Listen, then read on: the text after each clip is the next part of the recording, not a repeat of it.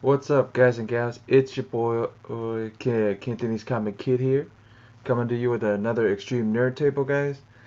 Rando's running a little late. Rando's gonna be like probably about 9:20 before he shows up.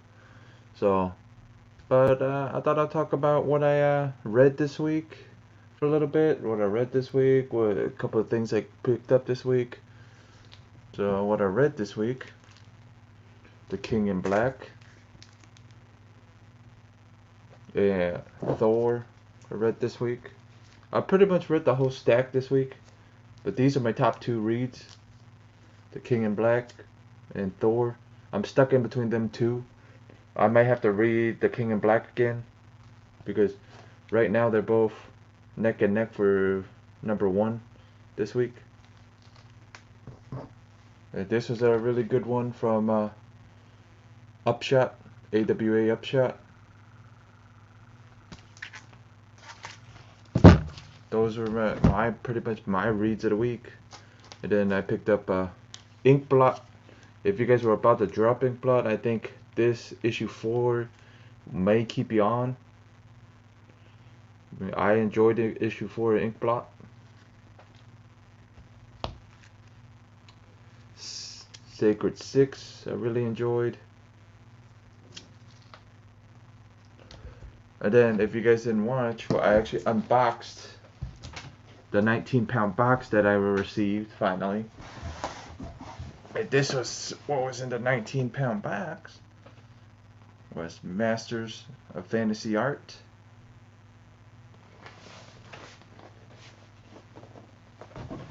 Well, I'm gonna be doing a review video on that next week sometime. But what books I can compare them to is probably these two. Is the Lady Death art book.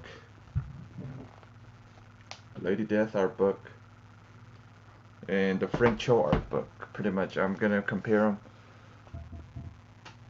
to those two.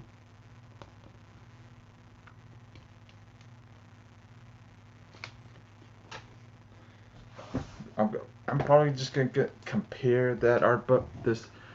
What a $200 art book gets you from.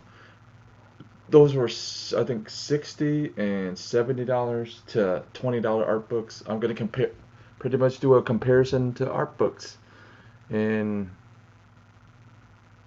probably when I get some time to shoot a video, it's gonna be a comparison what a $200 art book gets you and what a what a $70 art book gets you and what the $20 art book gets you.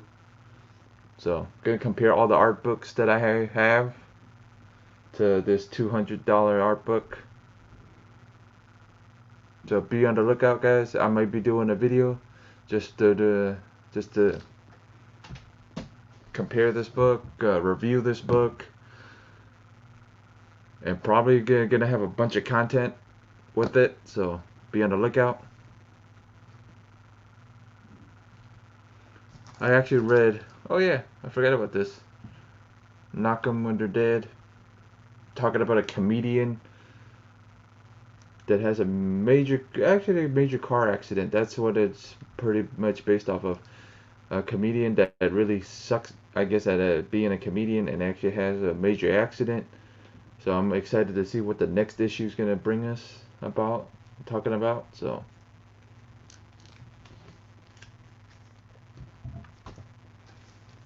this is still my reading pile. This is still what I gotta read for a couple of weeks. So that's pretty much everything. And then this little care package that came from Sarah Frazetta. If you guys didn't see on other shows, and Cantonese Comic Wednesdays, if you guys aren't subscribed. But there's a bunch of people on it right now, so a bunch of lives. But if anybody watch it on the rewind, this is what I received from Sarah Frazetta. Oops. This cool enamel Vampirella pin. These cool Conan stickers.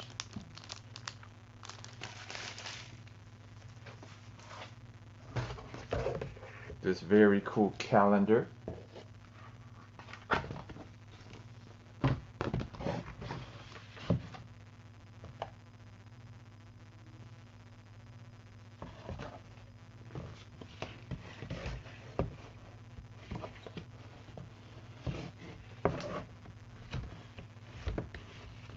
So that's pretty much what I got received from Sarah Frazetta, guys.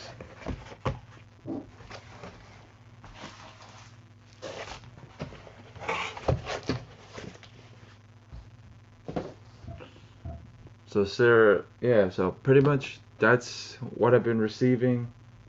And if you guys didn't watch, we actually had Jennifer at on Robert's channel, the Nerdy Collective. What's up, Javi? What's up, brother? Not much, man. Just showing off some stuff that I picked up and what I read. Did you end up picking up anything, reading anything this week? I read all this. Actually surprised. I read all this week. Read that. It was actually good. Wasn't too bad. I've been enjoying it. Inkblot, I've been enjoying it. Actually, this issue made me actually maybe stick with it for a little bit. So I actually might stick with it. This was a pretty interesting one. An introduction to a new superhero, it looks like, for AWA Upshot. So that's going to be pretty interesting. Right now, I'm stuck on which one to be number one. I read both of these, and they're both Donnie. So they're both sitting at number one right now. I don't know which one to put at 1 and 2. I might have to reread King in Black to see, and reread this one to see which one gets the number 1 spot and which one gets the number 2 spot. So if 90 ends up jumping in the chat, maybe he'll convince me to see which one is in 1 and which one's in 2. So those are the books that I read that I want to see. What's everybody's vote? Did everybody read King in Black? Did you enjoy King in Black? I didn't mind King in Black, guys. Honestly, I didn't mind it. I found it really interesting. I'm curious. I'm gonna just stick with the main title. I won't jump into the tie-ins and stuff like that. I'll just stick with what Donnie's writing, pretty much.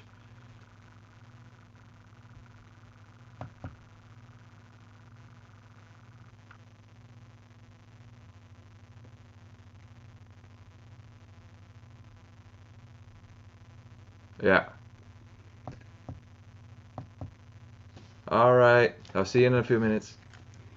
But pretty much, I really enjoyed this, and I really enjoyed the return of Donald Blake. So, this is going to be interesting.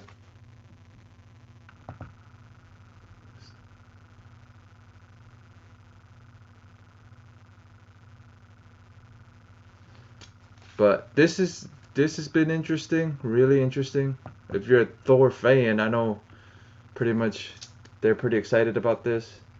But I've been enjoying this and this. I just don't know which one to put at 1 and 2.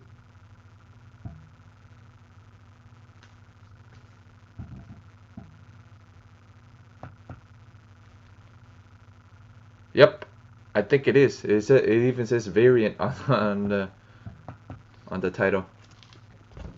Oop. Mm. Hmm?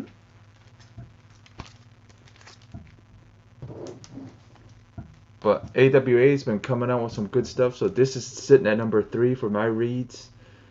But this is sitting at number 3. 4. Sitting at number 4 for my this week. And Sacred 6 is sitting at 5. You guys are all saying, "Oh yeah, Jeff put a Vampirella title at number 5." Well, if it has to be Donnie or Caprice or Priest, I'll pick. I guess Donnie's a better writer to catch your attention. Priest is a long-winded writer, pretty much. Thanks, Javi.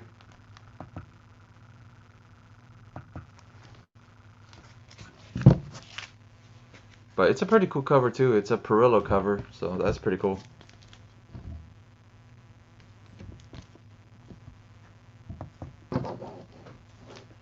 plus I opened up the 19-pound box, so everybody knows that I have this thing, massive masterpieces of fantasy art by Taushin.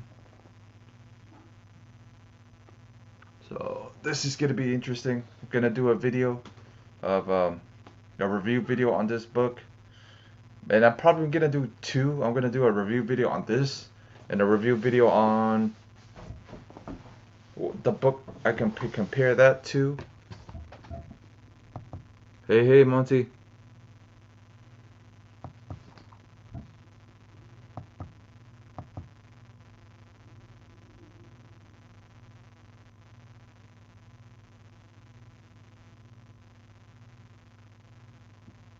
Yeah, Sacred Six is yeah, because like Sacred Six issue 1 didn't catch me really. Issue 2 caught me a little better, you know what I mean? I read issue 2, got a little better. Issue 3, then actually he's getting into his stride because Caprice is a little bit of a long-winded writer too, so yeah, so I'm gonna be yeah, I'm gonna compare that to other art books that I have. Compare it to this book that I can compare it to, closest to, would probably be the Frank Cho art book. Would be this one. But I'm gonna be comparing what a $200 art book gets you, what a $70 art book gets you, what the $20 art book gets you, and probably what a not sure what these were, but what these floppy art books get you too. So I'm gonna be doing art book comparisons. I'm gonna do our art book review.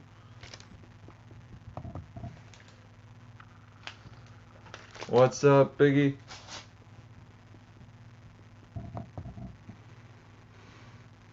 Yeah, so keep an eye out, guys. I'm gonna be doing videos on comparisons of this, or a live stream of just comparing these books to this, to the major, to the Masters of Fantasy Art, just comparing art books.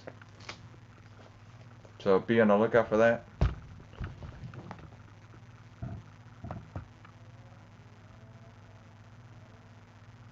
What's up? What's up? What's up, guys?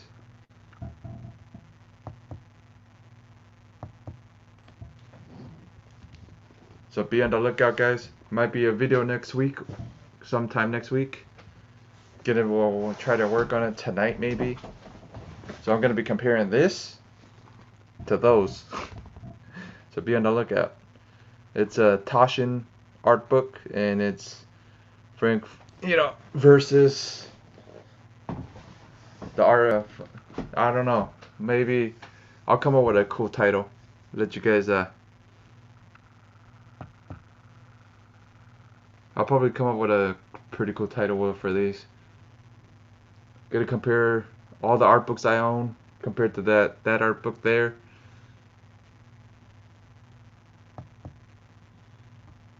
So pretty much that's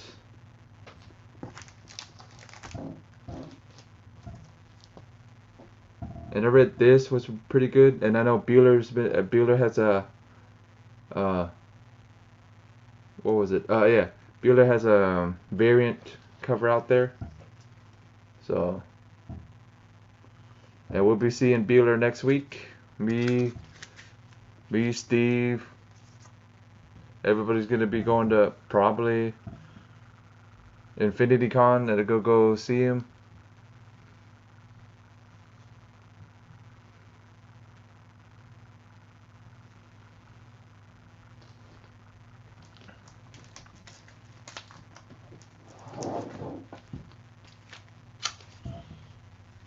So these were the two I read this. Oh yeah, I would have read more than that, but these are two, number 1 and number 2, pretty much.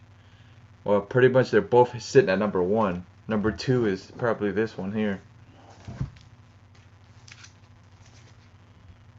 So.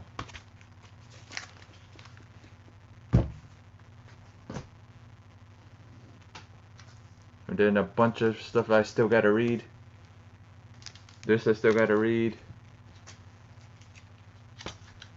Department of Truth. This is the pile I have to read still. Department of Truth issue 2, issue 3. This one I have to read. I just skimmed through it. What's up, Big Remo? This is the pile I have to read still. So, issue 2 of that. Shang-Chi, issue 2. Issue 3, still gotta read. So this is pretty much the pile I still gotta read. Chow, issue 4. Chow, issue 4. Chow, issue 5.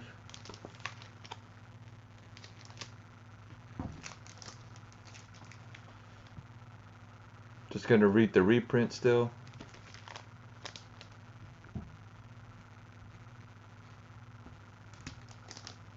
Yeah, so this stuff I still gotta read.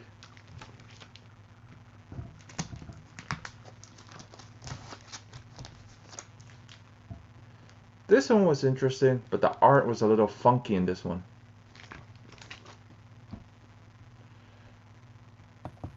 What's up? Greetings and salutations. Yeah, this is a pile I still gotta read. This is the pile I still gotta read. I'm familiar with the to be read pile. Yeah. Mine is all this shit. I mean, Yeah. stuff. It's other people's shit. It's my stuff. But yeah, it's so much stuff to read.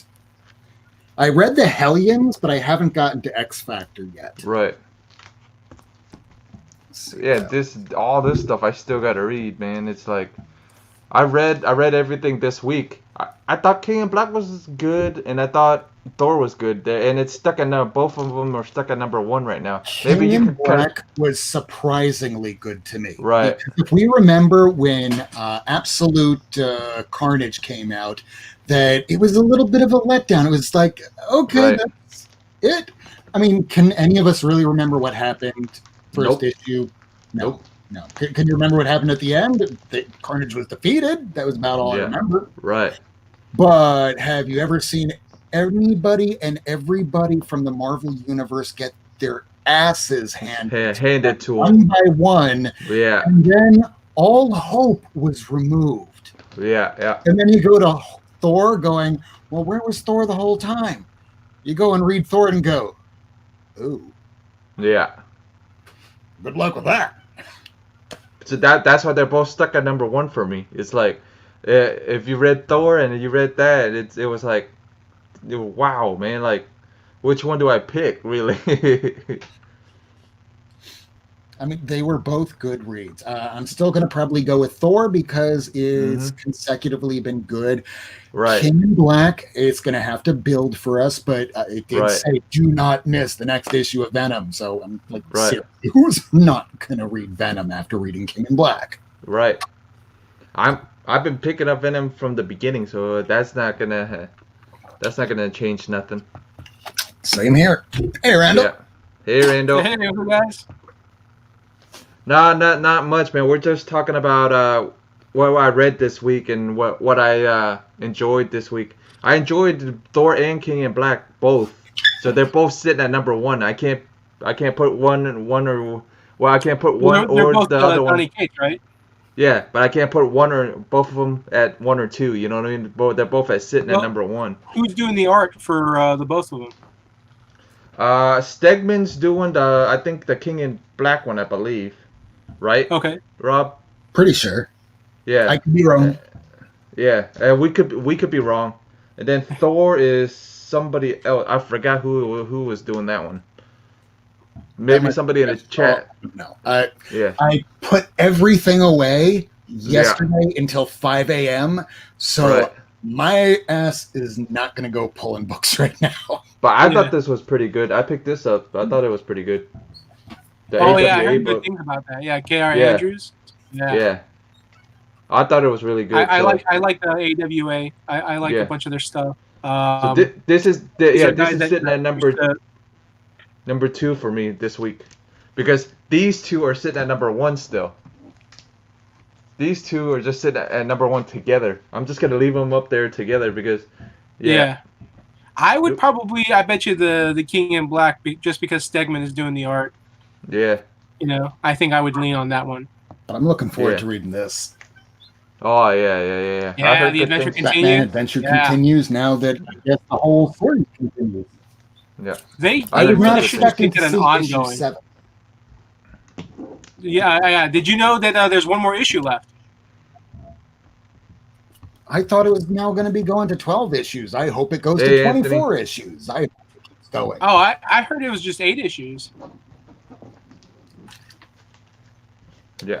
It's kind of like The Boys, Becky. When I saw issue 7, I went, wait, what the hell? There's more? Yeah. Oh, crap. Well, let me make sure that was on my pull list. Yeah. This Inkblot, I was going to drop it at issue 3. I read this one. This one kept me in pretty much. This one so some good stuff. I think it's going to get better. So I'm going to actually stay with it. So who's working on that one? Emily No, Emily's Kubert. Emily Dickinson? Is that Dickinson? It's no, I'm just Kubert. But it's actually this issue surprised me though. Okay. So I might actually stay with it. So this actually surprised me. Rob, did you read this? I didn't even pick it up. It looked like it might be interesting, but it just looked like one more title that I didn't need to pick up. That was right. One.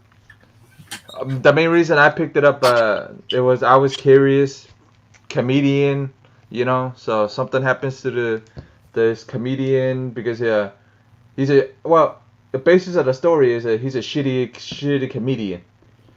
Then something major happens at the. No. He's actually a crappy. This guy actually has something major happen at the end of the story. So something major happened. He ends up, pretty much. Well, if anybody picked it up or anybody hasn't read it yet, spoiler, that he has something happen. He he flatlines a couple of times.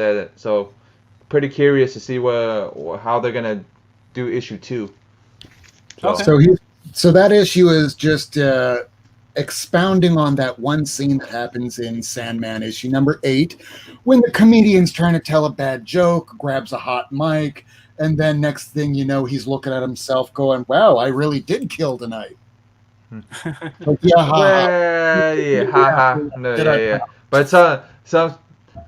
let's just say if you guys remember what happened to Kanye West. So this guy, whoever was writing it, I'm guessing using pop culture because, that's pretty much what happened to this comedian. Pretty much, he rides in a car with a friend.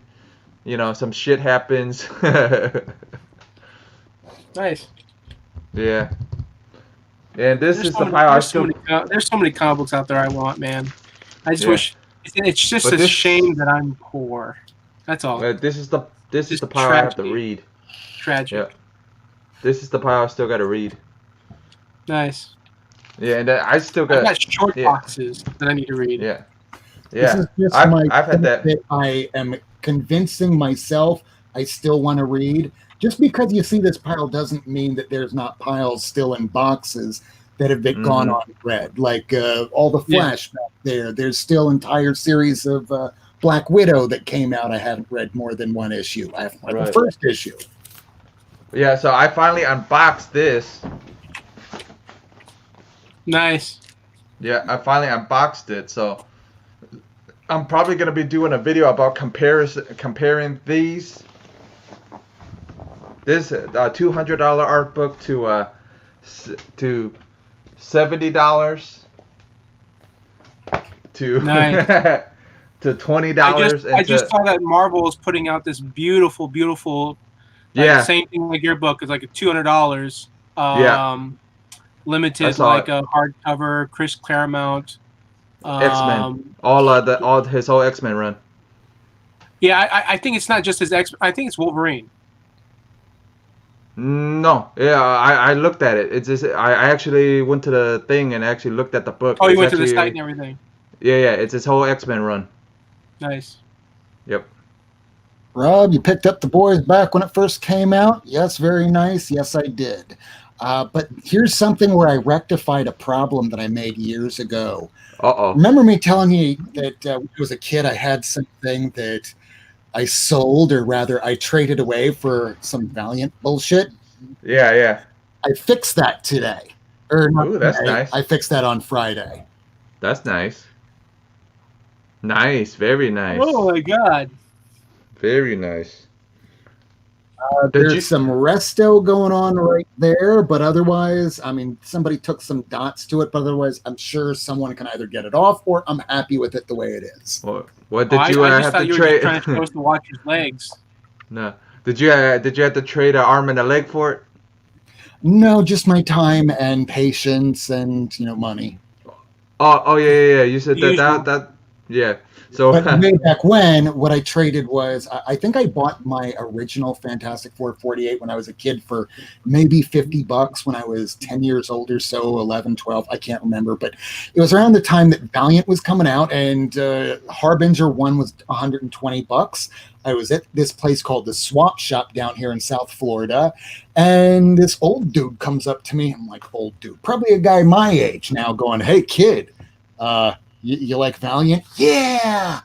"Well, I'll trade you a stack of Turok #1, or it oh might have boy. been one shot, for that Fantastic 448. And I'm going, "Well, I only paid $50 for that. I could make a lot of money on that if I hold on to this over." Yeah, I made a stupid mistake when I was a 10 or 12-year-old kid. But it was in a time that nobody knew, right? It was like comics were exciting. Everything was like, this could be worth something. This could be worth something. That could be worth something. Everybody fell into that hype, And it's funny because like I didn't really get into comic books until like right after that. Like Electrical Blue Superman. That's when like everybody was leaving comic books. I entered it when everyone was leaving. Well, yeah, we got some. What was it? I got some news, so I'll tell you off air. But yeah, you got something coming to you, so. Oh, sweet! Thanks, man. Yeah. So, but I got this from Sarah Frazetta. If you guys didn't see Kenton's Comic Wednesdays this week, so and I actually ordered some stuff from her site, so I'll be probably doing an unboxing video or a live unboxing of when it comes in. Sweet. Yeah. So I pretty much picked. Yeah, she pretty much sent me some cool stuff.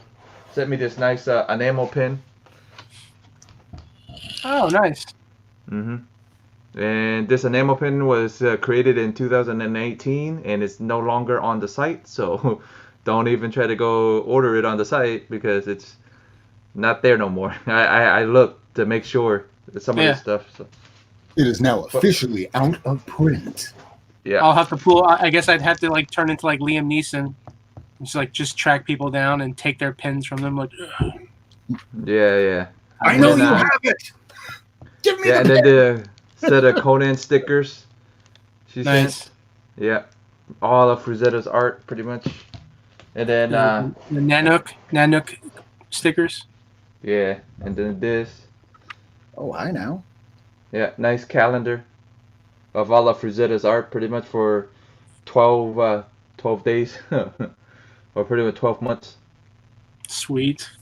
Yeah. Yep. That's pretty much what she sent me, man. Well, what you guys been up to this week? I've been working a lot. Earlier today, I went to go put in my final order cutoff. And man, it was tough. It was tough making some choices, man. Tons of Future State. Like I had to figure out like which ones I'm going to order heavy on and which ones I'm not. And with the 84 stuff, did you have trouble going, "Oh God, they pushed that all for the Future State"? It made selection that much harder, didn't it? Not too much. I mean, like the Wonder Woman stuff, I just don't think it's going to sell. Like maybe one or two of the covers will sell. At least for my customers. Like I don't have customers that are like, "Oh, I have to have the Gal Gadot." Like I like to just Middleton, Josh Middleton. Oh, Middleton always sells. Always sells. Yeah. I don't have a high demand for Middleton. I'm sure if I had a store and I had customers, definitely it'd be in demand. But yeah, I mean, it was just a matter of like, getting the film, the movie picture cover. Those tend to, I think, sell pretty well. What was the other one? There was like 5 or 6 of them, I think. Gosh, what was it? Like, I like J. Scott Campbell, so I definitely got the J. Scott Campbell one for Well, myself. I liked his early stuff. I don't like his new stuff. They're all pixie nosed. I like the pixie The nose. face is I all think over the the pixie thing, nose is but very cute on the girl. When Yeah, I see like a his girl in real I like life his older with stuff. pixie nose, I'm like, Mm. where's my I like ring? his. I mean, don't get me wrong. I like his older stuff. I mean, Oh, I yeah. still like I mean, his dude, stuff. where's her his spine? Yeah. yeah. His Ring, old stuff. where's her spine? The only reason I would say his old stuff is superior to his new stuff is because he would actually draw an entire comic book. You know, now he just does covers, and it's like, oh, great, look, another J. Scott Campbell cover. Ace, Boy, do I love Hey, that. Ace. hop Yeah. on, Ace. well, Oh wait, no, she doesn't have a link. if you want, just copy the link and send it to her. I need to look for, because I'm sure they did it in one of the Teen Titans comics, the cartoon one. I need to look for the first appearance of Red X, because I think Red X is going to blow up. Well, yeah. Well, isn't Red X's books going up right now? They're already blowing up. Yeah, they're already they blowing are? up. Hard to know. Yeah. You see, I just haven't seen it. I haven't seen people Well, going crazy. I gotta tell my brother-in-law he might want to hold on to his the Dr. Aphra first appearance of Dr. Aphra because I gifted it to him last Christmas. Oh, nice. No, I purposely did that because he's a bigger Star Wars fan than I am, so Yeah. and I know it's gonna be in a good place, so. Mhm. But yeah, man. I mean, the next Batman, I ordered a little heavy on. I thought they were going to do like a 1 in 25 variant for that, but they're not. They're not doing any like 1 in 25 variants. So that makes it easier for me. Isn't there like new Star Wars titles coming? There is a Something like new that. issue. Yeah, there's a new issue 1 coming, isn't it? Oh, which one? Star Wars? Yeah, of a new Star Wars title. Just I title mean, in it's general. Marvel. There's always going to be a new #1 coming from Marvel. Yeah, I You can know, I tell know. you what it is. Just a second. Hmm. Yeah, I heard. Yeah, I They heard it. should make a Mandalorian comic book, but I know that they won't, only because they don't want it, like messing with continuity with the TV show. But what they're But gonna hopefully do they'll is do like a probably mini series, and then like Favreau and Filoni will like work on the comic or something like that. But what Meteor Man is a Marvel it's a Marvel property. I forgot all about that. I found well, I mean, Marvel used to do licensing books, so they would pay for the Yeah. license to use the character. So there were So- Meteor Man Marvel comics, but I don't know. I don't think that they have the rights to it anymore. Well, so what's the the title? name of the Rob? title is Star Wars High Republic. Yeah, and anything Yeah. so far, anything High Republic, I would think is gonna be something to look forward to. I'm assuming because everything so far is what I is mean, it? if you're a Star Wars Us- fan, of course, you're gonna. No, yeah. you're gonna, enjoy Ahsoka, Star Wars Ahsoka, and comics. all those. Ahsoka and all those are like High Republic characters, right? Something like that. They're Clone Wars. They're Clone Wars. Yeah, Clone characters. Wars. Yeah. Well, that But, week there's going to be like 4 different types of Star Wars coming Yeah. out. There's going to be a Star Wars 10 with Uh-huh. at least 2 different covers to it. A Vader 7 second printing, and issue 9 variant with the 9, the Sprouts Empire Strikes Back variant. Then there's the Star Wars High Republic 1. There's 2 variants, an Anodito, I don't know if I'm pronouncing that right, variant, a Stephanie Hans variant, and yeah, there's like 4 titles. There's too much Star Wars. Yeah. Or alternatively, there's so much coming out that if you miss one, it's going to be the wrong one that you missed. Yeah. Yeah, Or chances you're are, gonna yeah. or you're gonna pick up the wrong one. It's either or. The You're one gonna that go there. everyone has. Yeah. or you're gonna pick up the one that nobody hit. That's a possibility Yeah, I too. mean, there's some good stuff out there. It's exciting. It's exciting to be a comic book fan. It just sucks that comic books cost so much money and now compared to what they used to cost, and you have to be more selective. You gotta Do you want? You gotta Do you want to eat? sacrifice. It's. Do you want to eat this week, or do you want a crap ton of Oh books? yeah. Yeah, because honestly, like I've been hearing all this yeah, just looking at the top 10 list, man. It's like Star Wars is on that list. I'm like, really? I'm not surprised, but I'm just saying Yeah. I mean, where's this top 10 list from? it's from both. It's from Key Collector and it's from there's another one that's what is it? I forgot the other one. It's like Go CB. Collect. There's CG, CB, or Yeah. CBCS. Oh, There's so like these top 10s are basically it's books to like, hey, these might be popular Right. and worth money. So they're not actually like the top 10 best comic books to read.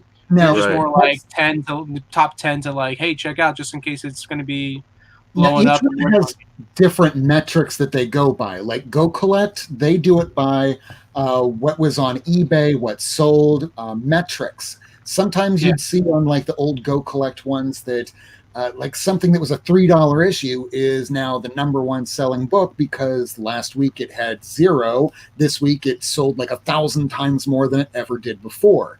And just because something sold like 3 books and it's like Action Comics #2 and it's the first time that ever happened, if it made $1 million or something, yeah, now that's all of a sudden on the top 10 or at least on the runner-up. At least they have a metrics that they go by. How Right. they catalog it out for all the rest of us schmucks that really spend $100 a book, more or less, if we really want something, but maybe not the $1,000 collector. Yeah. I don't know what their metrics go by. None of I us knew do. this guy. He used to own a comic book store, and then he sold it off. So he was a customer at the shop that I used to work at, and he like didn't get any ongoing books. His basic list was every #1 issue that comes out. He wanted, whether it was a miniseries or ongoing. It was just always every #1 issue that comes out. Which was a kind of a good rule of thumb, because I think he was doing that back when like Walking Dead came out, so he had a Walking Dead #1, So and with Image, like everybody's just buying like after Walking Dead had came out and the whole hype of like all the independent titles and Image, everybody was just like, oh, I got to get the new Image title. It could be the next Walking Dead. It could be the next Walking Dead. I can't even think. Oh, you know what? What's the one that Brian K. Vaughan did? Saga? Which one? Saga. Oh, yeah. Okay. Saga yeah. 1.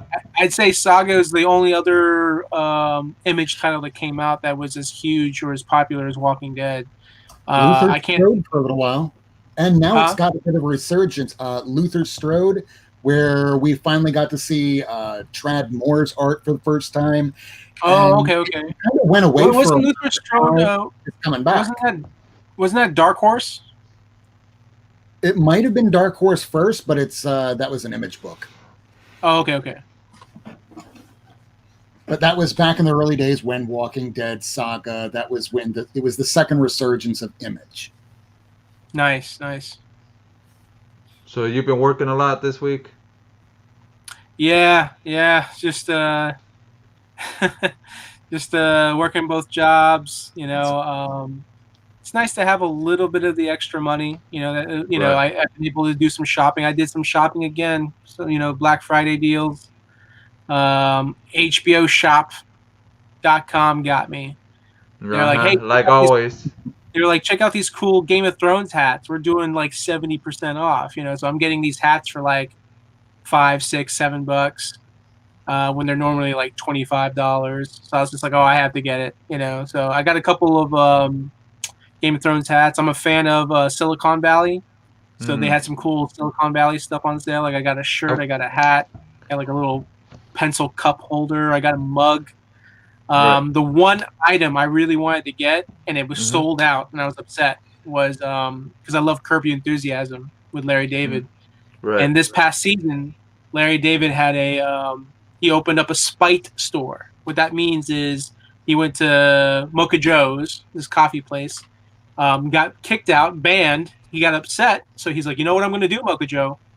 I'm going to open up a coffee place right next to your place, and I'm going to have better coffee, and it's going to be cheaper than your coffee. I'm going to put you out of business. You know, he basically opened up a business out of spite, and it was so much fun, so much fun. So, anyways, they made a Latte Larry's cup. You know, so I'm like, oh, you know, like I'm not really a coffee drinker, but like that would be such a cool coffee mug to have where it says Latte Larry's. You know, so anything Larry David, you know, Seinfeld, Curb Your Enthusiasm. The guy's a comedic genius. I think he's great. What you been up to, Rob? Based on from what he said, if I wanted anything from that store, and then I'll jump into what I'm been up to because not much really. But from that store, what I would want would be the Game of Thrones coffee cup, a reproduction of what was seen on the table that they had to digitally erase. Yeah. Alternatively, on the Disney store, I want a pair of jeans, the same pair of jeans that they had to digitally erase from one of the most recent episodes of the Action Jackson directed episodes of Mandalorian.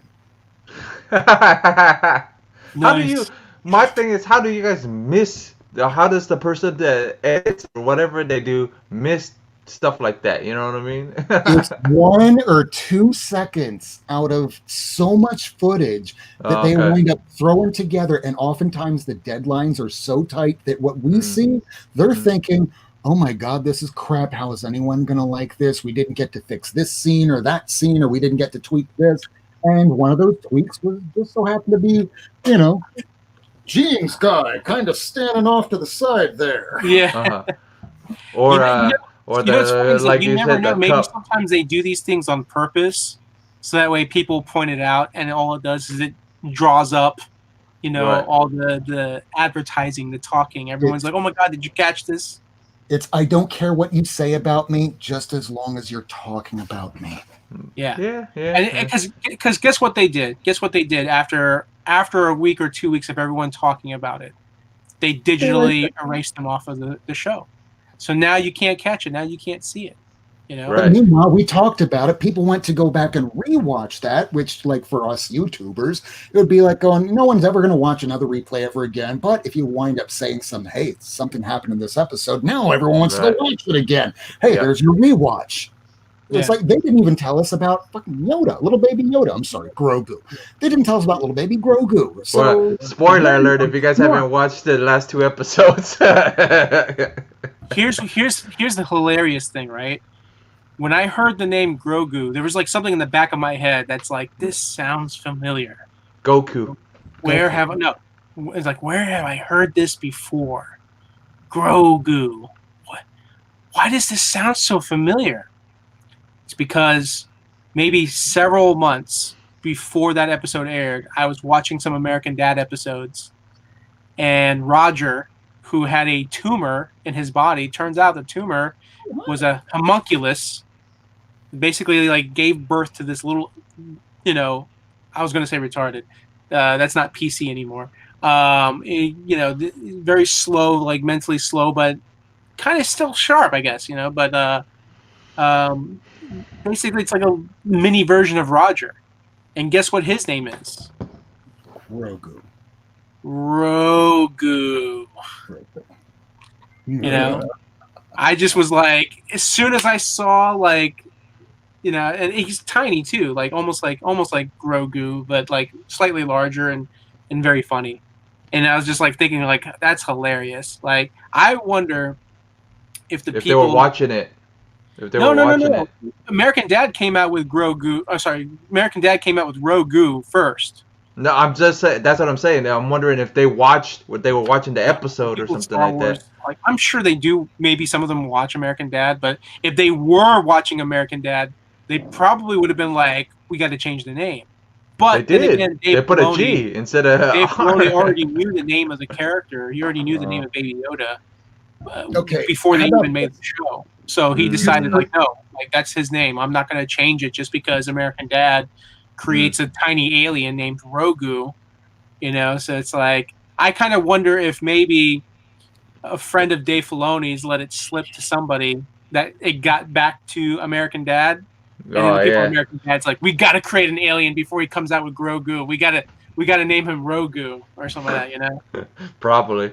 I wouldn't doubt it either. Randall, Jeff, little history check between y'all. So about a decade ago when we first got introduced, Winter Soldier as well as Red Hood all over again. They were kind of, Anthony, we got to see these two characters. It was like, they're both back again. Very similar stories. It seemed like among creative circles that they talk to one another and they feed off one another. And whatever you don't see used for one character, they go, oh, you're not going to use that? I'm going to use that for my character over here. So maybe all these writers are talking with one another just to make their projects better. And so I read an interview. I read an interview a while back about, because it was Brubaker, right, that did the Winter Soldier? Yes. So Brubaker had pitched Winter Soldier maybe a couple years or a few years, maybe even a little bit before that, to Marvel about bringing back Bucky. And they laughed him off. They're like, oh, whatever. No, like, we're not bringing back Bucky. That's lame or whatever. And then here comes Jeff Loeb bringing back Jason Todd, and everyone's going crazy for it. And then the guys over at Marvel are like, hey, let's bring Bucky back, you know? Yeah. And then Brubaker's like... the two big rules. You don't bring back Uncle Ben, and you don't bring back Bucky. They violated the one rule. I bring them all back. Bring every one of them back. They kind of brought back Uncle Ben for the Clone Saga, the more recent Clone Saga during the Slott run. Yeah.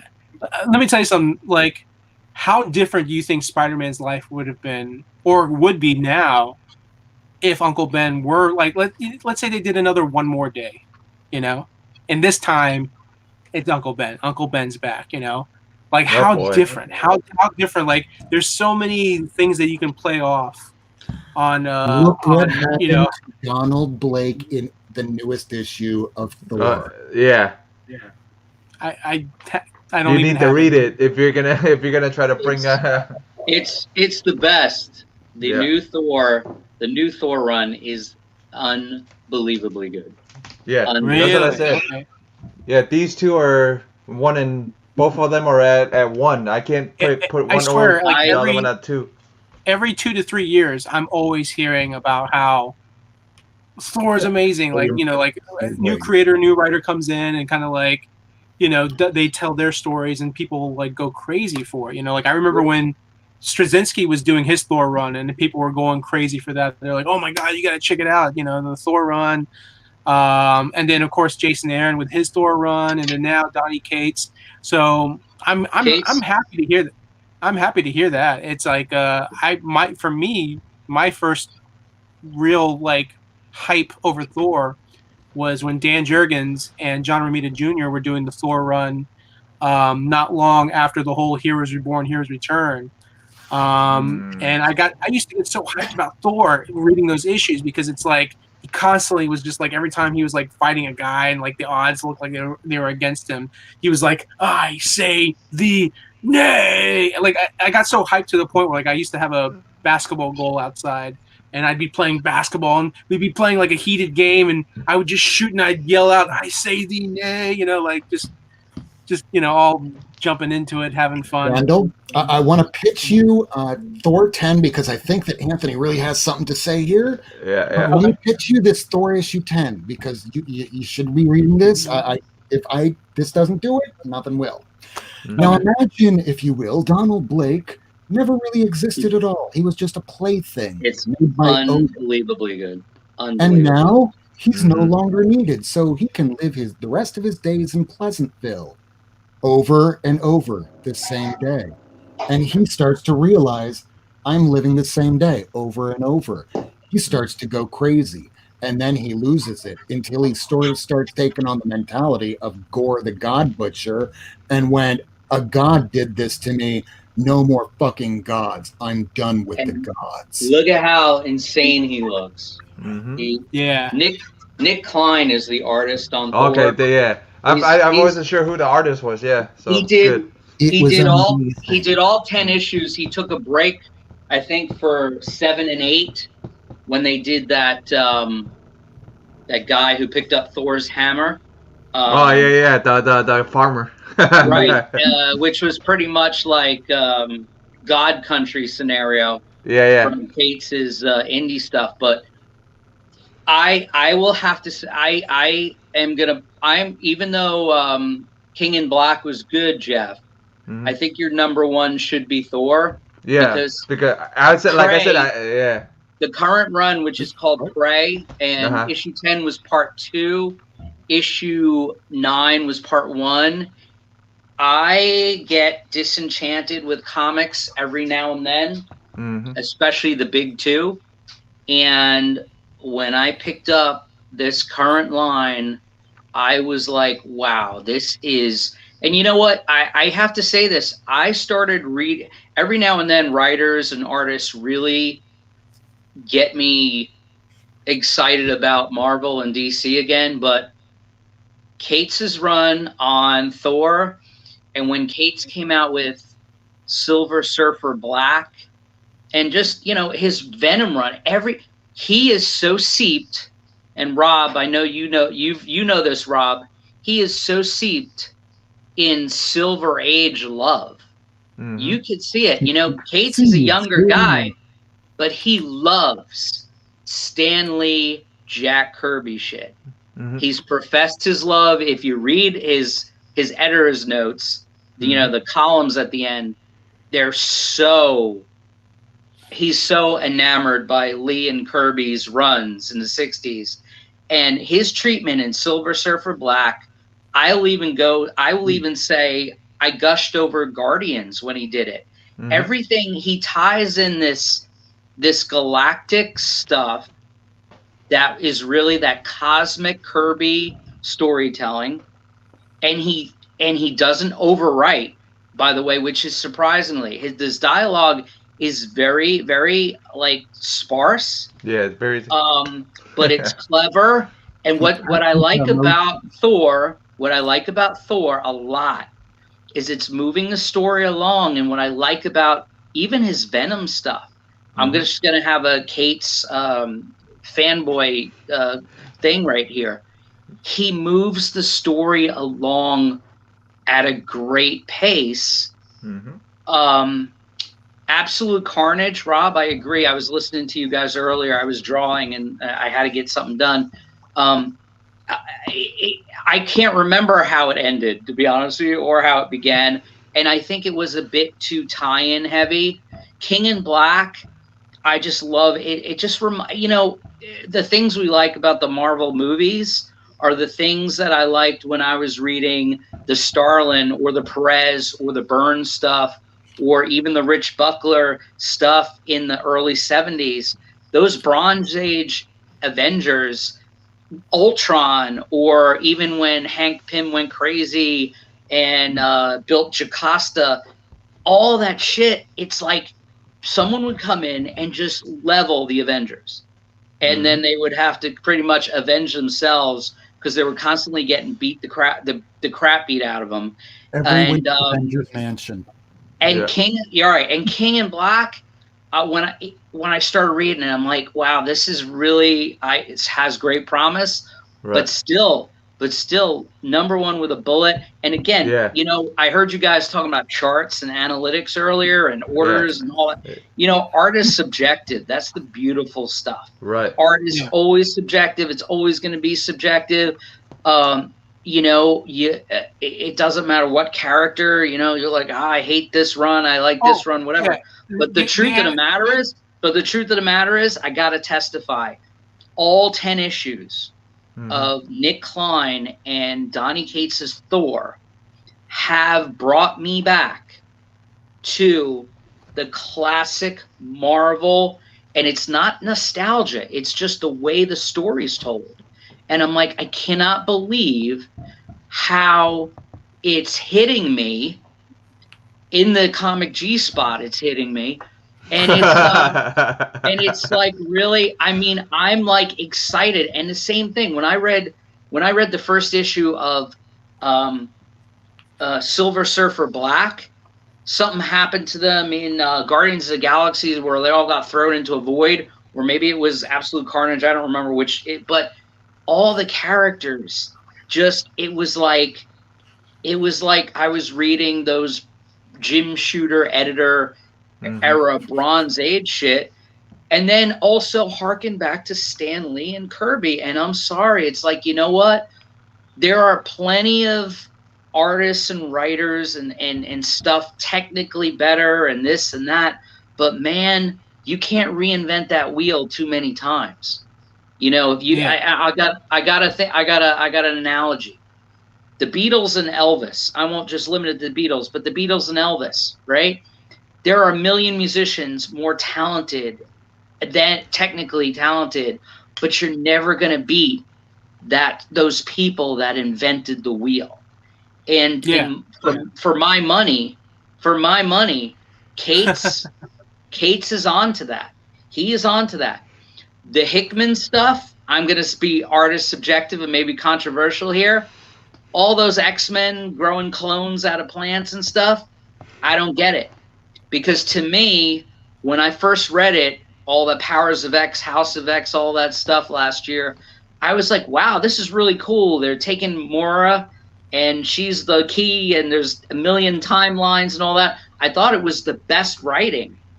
But, like, when they started coming out of the pea pods, I'm like, where are the X-Men that the whole point is they should always be downtrodden. The whole point of the X-Men is you're supposed to shit on the X-Men. The X-Men are not supposed to be the be-all, end-all. And you know what? Maybe that'll, and again, artist subjective, but non-nostalgia, just greatness. You want Marvel greatness? You go back to the wheel and the ideas that people had, and you simplify. Because like DC said, it is super expensive to be a comic book fan right now. Yeah. I have health issues going on in members of my family right now. I am broke as shit. Okay? I'm selling comics on eBay left and right, and I'm going to start selling original artwork that I'm doing. It's just crazy right now. And to be honest with you, I've been dropping stuff. The new Batman and Robin, Batman and Catwoman or whatever, I've been getting Batman for years, but for some reason my comic shop didn't put it in my pull list. And they're like, well, we don't have it. We didn't order enough. I'm like, well, that's okay, because I don't want to spend $5 on 12 issues that I'm going to read one time and put on a shelf. Right. And all these tie-ins, you're right. Jeff, you were talking about King in Black. I am just doing the series, or actually, I told my comic shop anything that Cates is writing, I'll pick up. Yeah, that's pretty much what I'm doing too. I feel like it'll have continuity, right. But I don't care. Amazing Spider-Man number whatever has this appearance by Null or whatever, and also, by the way, Rob, you appreciate this. I don't know if you other guys are in. I don't want to exclude. Real but quick, did you see they introduced it? Anthony. Yeah. If you were not going to pick up anything else from the King in Black, there's one thing you absolutely should. It's the Valkyries, because the Valkyries is going to be written by Jason Aaron, and it's going to be tying into the rest of the Thor story. That if one, you guys, absolutely. Yeah. When does that come out? Does that come out next week or? No, that one is on, I think, or hold on. So that one's going to be for, it looks like January 5th, the first week of January. So you got time. I got time. That's on FOC right now. So as long as people have that ordered, you're good. I'm looking at the FOC right now. Yeah, I love the Jason Aaron stuff. I love all that stuff. But you know what? Everybody's got a cup of tea. But Rob, did you see that? I think Cates worked in an old character created by Steve Ditko as like one of the first symbiotes. It was what was it called? E-Man or E something or whatever? Yeah. So in Marvel Spotlight, there was a way old one-off issue where it was the second version of a Captain Universe, and he was fighting a Mr. E. It's this Mystery. sort of mystery, just kind of like Enigma. Right. Play on word. This comic. Kids aren't that smart. So this character looked like a very bendy, sort of shadowy sort of character, but they retconned it to mean that now that is one of the first attempts that Null has sent one of his sort of creatures to overtake the Earth, and it didn't work out so hot. Yeah, and that was a Ditko comic, right? Steve Ditko drew that. I can't answer that because I don't have it. But it made it a $5 book into a $170 book overnight. Yeah, I saw that. Yeah, it popped up. Yeah, that's crazy. It's crazy. Yep, that's what we were pretty much talking about was the King in Black and Thor book. Anthony was mentioning before about the analytics. When we were mentioning the analytics and all that, it was really just more like the speculators, the whole hey, these are the hot comics to pick up. So it had nothing to do with like the quality of the story or the quality of the art. Because I agree with you 100%. Art is subjective.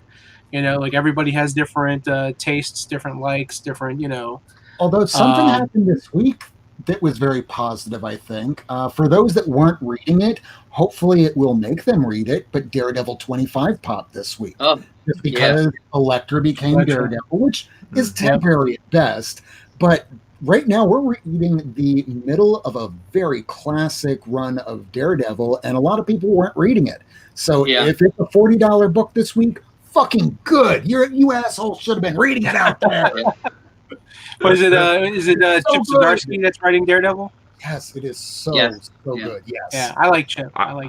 I've been reading it digitally, so Isn't it funny too? I think my local comic shop only had like 3 people even ordering Daredevil. So like you just said, Rob, there's these books that people are like, just like you can't even find them on the rack because unless people are pulling them, they're not there. You know what I mean? Yeah. And there's so many indie titles. There's so many Image titles too that even, as hot as Image is with that whole, is this the new Netflix show or whatever? Right. There's titles that come out and like, if you don't tell your shop to order them, they don't even get 1 copy, Right. And Daredevil, I literally Daredevil 25, when I heard about it, and I've rarely been able to go to a shop on a Wednesday, but I went this past Wednesday, and they were like, yeah, we only had like 3 of them anyway, and they went, so even the shop couldn't grab one for themselves and shelve it. It was just what it is. And you're right. There's so many, a really weird thing. I being a fan of classic Bronze and Silver Age stuff, I saw that Neil Adams drew a Antithesis 4-shot with the Fantastic Four, and being a Neil Adams fan, but also realizing that he never ever drew the Fantastic Four. When that came out, my shop ordered 1 copy, and I'm like, and that's so sad. It's 1 copy. Yeah. And, that's crazy. And I have a feeling that if all of a sudden John Byrne's X-Men Elsewind stuff that he's been doing in his house, or George Perez all of a sudden came out of retirement and they were doing major characters, still 1 person would order them. It'd be me and maybe somebody else. Rob, but that's so sad that they had 1 copy of Fantastic Four written by Mark Waid and drawn by Neil Adams. And it's like, really? 1 copy? I mean, it's funny. It's like, here's the thing that I've been noticing about comics today is that I feel like even though Marvel is just pumping out a lot of books, just so many books. In fact, this is probably the most books that Marvel has pumped out in the entire time that they've been in business. So they're pumping out all these books, and then DC is cutting back. But then, like, the other thing that we have to realize is that there's more and more independent publishers that are rising, right? So it almost feels like the 90s again a little bit, because there were a lot of independent publishers in the 90s. Before trying to that, and now capitalize- Kickstarter and Indiegogos. Now Kickstarter and and then you have Indiegogos too. Kickstarter, Yeah. yeah, you have Indiegogo, and like we're not even in the best economy, right? We're not even in the best economy, and you still have people out there that are buying comics, but what's happening is the big two is shrinking, you know, and the independent market is kind of just spreading, you know, it's spreading, but it's like nobody seems to be growing, you know. It just looks like it's like plateauing almost, you know. And especially now, this past year with the COVID, you know, and with what happened with Diamond, and then, you know, so much has happened this year in comics. It's crazy. Like, I wouldn't be surprised if like 10, 15 years from now, someone makes a documentary about like everything that transpired within the, you know, beginning of the 2020s. How many new characters did we get this year? It was like this year became the most first appearances I've ever seen. Yeah. Wait till next year. Because they know that sells comic books. Yeah. Yeah. Like this year more than any other, between like Punchline and and all the other ones. Well, yeah. Well, Tinian rolls out a new character every couple weeks, and you know. Yeah. the mirror. Tinian's like, I gotta keep DC in business. Yeah, I like the new one, the white shadow ninja that Batman's fighting. You know, it's Ghostmaker. Ghostmaker, but you know, Punchline, I was underwhelmed with like, and again, art subjective. I was like, big deal, you know. She looks like I wasn't impressed. You know, she's just a psychic. She's just an Asian Joker. That's all she is. A female Asian Joker. Harley. I think with the I think with the with the popularity of Harley Quinn, people just thought, you know, like Rob just said, Betty and Veronica, pretty much. It's Joker's Betty and Veronica, pretty much. Oh my god! Oh my god! Now I need to have a variant. Now I need to have a variant. Who's the artist that works on Archie comics right now? Who has the Archie style? I can't remember his name. Yes, Dan Parent. Now I need to contact DC, and I need to get with one of the reps and have a exclusive variant made, and it's going to be Dan Parent, and it's going to be homage cover, right? Like one of the Archie covers or something like that. I said Dan Parent because you know that exists already, right? No. Go to his website; it's available. Really? So he's already got one. Although little problem there. In the piece that he did, it's just about every single bad guy and good guy from like the DC universe, almost drawn in the old Bruce Timm style, but it's Dan Parent doing the art. Oh, okay, but I mean, is it a homage cover to one of the Archie books? There's no Archie involvement. It's just every single. It's like a giant. No. I don't think you understand what I'm saying. Okay, like, do you know like a famous Archie cover that you can think of? Yeah, the pearl necklace one. Okay. Now imagine that cover and take out the Archie characters and you put in Joker, Betty, Veronica. Sorry, Joker, Punchline. Okay. Yeah, please. Yeah. You know. Stop talking. Shut up and take my money. That's an homage cover. That's an homage cover. Mm-hmm. That'd be a cool homage cover, but if he didn't bring it up, I wouldn't have saw it at first. And I'm like thinking about it. I'm like, yeah, it is. Yeah, if you think about it, it's Joker's Betty and Veronica, pretty much. Yeah. The blonde and brunette. Yeah. So we need a third one. We need the cherry. Mm-hmm. We need a redhead. That's even crazier than the Joker. Crazier than all of them, right? Oh, redhead? That's Poison Ivy's redhead. Poison Ivy. It's true. Poison Ivy's redhead. Yeah. But I'm saying like a new character that the Joker ends up dating. Yeah. Okay. Make sure you get that done before 2021. Getting back to the new characters though with DC, It'd be nice. It'd be nice to actually do stuff with, stuff that works with their existing characters. Mm-hmm.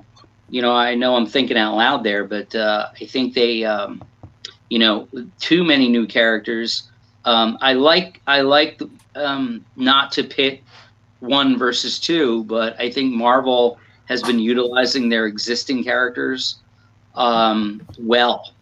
Even with the Daredevil Elektra thing, you're going with established mythos that well-loved characters and playing with them. Like the idea of, even when you watch The Mandalorian, it's my toy chest overturned, and I'm going to take this person and play with this person. And that is the key to success. And again, not talking about independent comics, not talking about creator-owned comics, not talking about anything like that. That is new.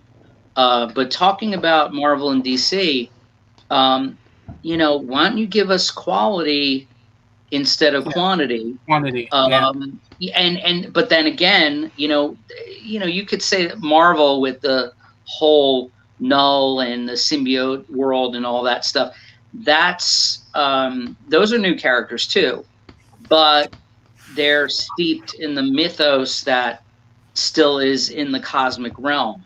And Cates is probably the most, you could accuse him between the Black Winter and all those things, but still utilizing the protagonists that we all know and love.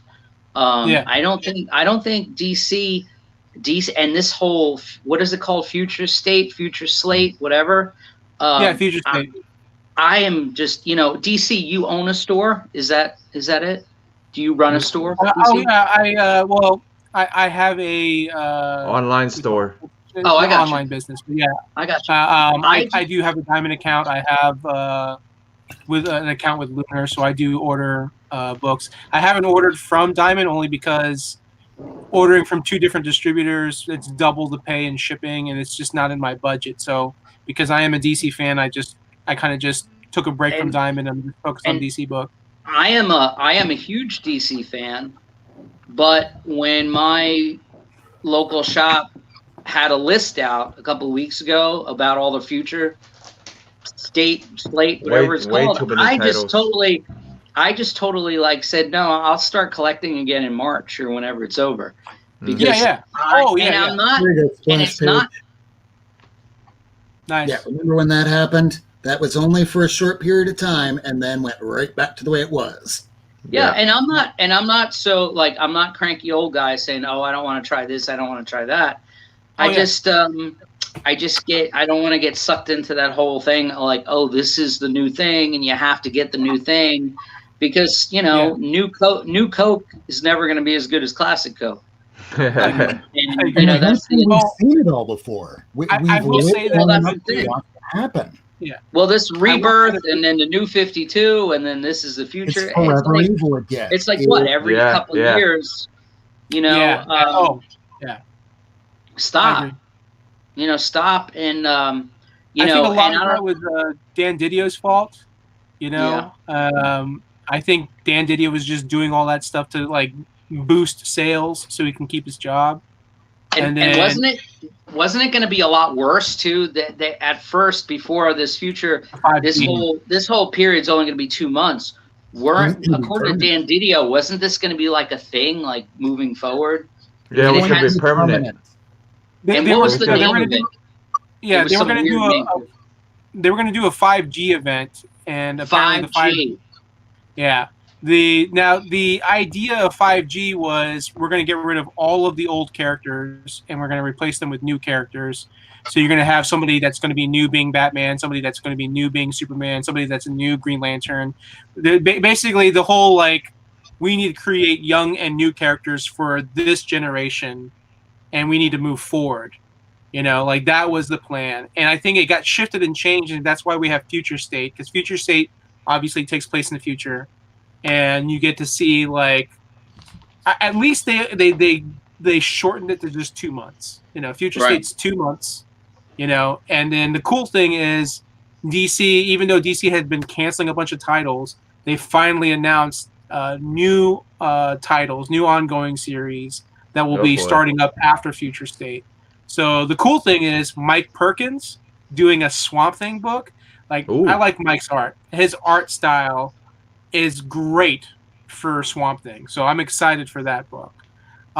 There is a new Harley Quinn series being written by Stephanie Phillips, who used to live here in Florida, here in Tampa. Oh, yeah, Stephanie. Yeah. Yeah, she just announced that she's going to be the new ongoing writer for a new ongoing Harley Quinn series. So I'm, good for her. Like, I remember when she was here in Tampa and she set up an independent book that she had done on Kickstarter, like Kicking Ice. I have that, where she's like really big on hockey and women and girls playing hockey and stuff like that. So I thought that was pretty neat. There's a new Teen Titans book, Teen Titans Academy, which I'm excited for. Yeah, that's gonna. How funny is that? It's Teen Titans Academy. Right. Think about it. Strange Academy. I'm excited for that because Red X. I've always liked the Red X character from the Teen Titans animated series. Yeah. So like to see Red X, like Red X is going to be one of those new like popular hot characters in the DC titles, I think. And I think they announced that they're going to do another ongoing Suicide Squad. Rob's just shaking his head. Red X is Poochie. It's another punchline situation of this is the hot character right now, because even on the Teen Titans Go series, which I didn't watch, but I understand the cultish appeal to the show. That was before Teen Titans Go. Well, even before it turned out to be just a robot. So unless they wind up putting a really good backstory, Red X. So here's the thing: the original Teen Titans animated series, they never revealed the identity of who Red X was. Red X was always a mystery. Now, Teen Titans Go, maybe he is a robot. But Teen Titans Go is like humor. Like, I don't know if it's considered satire. It's just, definitely not canon. Yeah, it's definitely like it's their own universe. They do have their own universe because they did the whole Teen Titans versus Teen Titans Go, the animated movie. So it's this whole like multiverse. Like there's different Teen Titans. They're just in this like funny universe. Teen Titans Academy. Since Umbrella Academy did so well, they did Strange Academy now. Now they're gonna do Teen Titans Academy. Well, remember they had Gotham Academy too. Yeah. Yeah, but I mean, I don't know. I'm just glad that they're, people were worried, like, DC's canceling titles. Yeah. They're going to go out of business. They're going to close up. It's like, no, they're not. They're coming up with new books, new ongoing series, and they're just doing it after Future State, which is cool. There was a cool Future State cover, the Teen Titans, where I don't know if it's like Dick Grayson Nightwing, but basically imagine taking Nightwing's costume and Deathstroke's costume and merging it. So it was basically like a Nightwing, and it was like almost like the classic looking Nightwing suit from like the 80s, but then like wearing like a Deathstroke mask that matches the color of the suit. Curious. So that looks pretty cool to me, and I think Red X was next to him. Yeah, there you go. Yeah, it was that color scheme. Yeah, with his disco collar. I thought you guys could use some dick. I was about to say, Anthony's showing us his dick. So anyway, what you been up to, Anthony? What you been up to? I'm trying to get Oh My God #5 done, and I've been reading comics and I've been and I work 5-6 days a week now because I gotta get out of work early, get some help out doing some family errands because of my situation. Right. But what I'm drawing right now as I'm talking to you, I was doing a full page in the Oh My God #5. That's cool. Nice. Doing a little Misty America and jumping into action there with Kira the Angel flying in the background, and that's cool. Then I got to do the backgrounds. I usually, I start with the the figure stuff or the actual drawing before I do the backgrounds. And I do everything old school. There's no computers used. These are all pencils and inks on Bristol board, and then when I get in the computer, I scan the stuff down to size, and I do the lettering on the computer. I'm not going to do that myself, but just working on. I think I'm on page 6. I got about 10 more pages, or actually 9 more pages to go.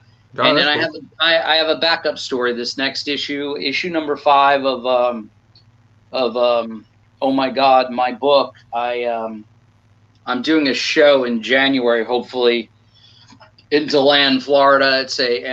I'm one of the guests, signing guests at the show. Nice. And I hope to have issue 5 out with a backup story with Martian Law. I did 5 that'd be pages cool. of Martian Law as like a backup, and I had the goal of doing like a space anthology, and it was gonna, I have characters based on Mars, and Right. I have character based on Venus, and then I was gonna stick Earth in there and throw some Earth type situations. And I was thinking of calling it Very Educated Mother, but I didn't think anyone would get that, because when I was in school, when they taught us how to tell the planets, to recite the planets, Mars, Venus, Earth, Mercury, Venus, Earth, Mars, whatever, they would do My Very Educated Mother just served us 9 pickles. And that would be the way to get every letter of all the planets. But I was thinking of just calling it Mars, Venus, and doing that. So, but the Venus story I didn't get a chance to do because I just don't have the time. Right. But I want to get some new product out for the show. So I'll have 5 issues of that, and then I'll have a couple of ash cans I've done in the last 12 months. So Nice. it's just posters, things like that. I mean, this is my. I've been a comic fan my whole life, and I've been a graphic artist my whole life. Actually working on computers and advertising and marketing probably since 1993. And Jeff knows my story. I tried pitching stuff. I pitched stuff in the 90s when the Image stuff was going on. Right. And everything I solicited to the companies like Marvel and DC and not so much Image, but I was going after the big 2 then, sending them submissions, and they kept saying, we don't want your original stories. We want you to write stories about the X-Men and the Fantastic Four. And then fast forward to the 2000s or the 2018, when I started to get an itch to do this professionally, they turned around, and when you go to submit, they're like, no, you can't submit any original ideas because we don't want unsolicited ideas. Or you can't do anything with our characters. So it's like, so I not that I'm a huge fan of Brian Michael Bendis, but I watched an interview with him like 4 years ago, and I'm not a fan. It's just I'm not a huge fan, but he said something about, people ask me, how do you get into comics? And his answer was, just make a comic. So about 1 year ago, almost 1 year ago last month, I put my first issue of Oh My God out, and I'm on issue 5. Awesome. And the thing is, I'm doing it all myself. So it's not as I'm not, and I have a 9-to-5 job and a family, and it's not like I'm not John Byrne knocking out 3 comics a week, 20 pages a week, because I'm just and also I've never drawn a comic before. So the thing is that I have right now 5 times 20, so I have 100 pages of Bristol boards of sequential art that I've done in the last year, plus my covers, plus whatever, plus posters and auction things I've done. So my whole thing is I do this because I love it. I don't do Indiegogo and Kickstarter, although I will shortly, probably next year. I sell my stuff at local comic shops in Florida, in New York. I have my stuff all over Florida, and I pay for it myself. I raise money with people that read my comic. And $20 here, $20 there, and I sell my comic even in stores like McFarlane does with Spawn. My comic is $2. My comic is $2.99 because I don't understand I don't understand selling comics for $10 and things like that because or $9 or because more. my name isn't, you know, Ryan Stegman or Hickman or Cates or anybody. You know, I'm just a nobody, but I'm doing what I love, and that's what I'm doing. So I'm almost done. You know, I have about 9 pages left to issue 5, and hopefully I'll get it out before January 1st. And if I don't, that doesn't matter either because there's no one waiting for it other than me. You know, so yeah.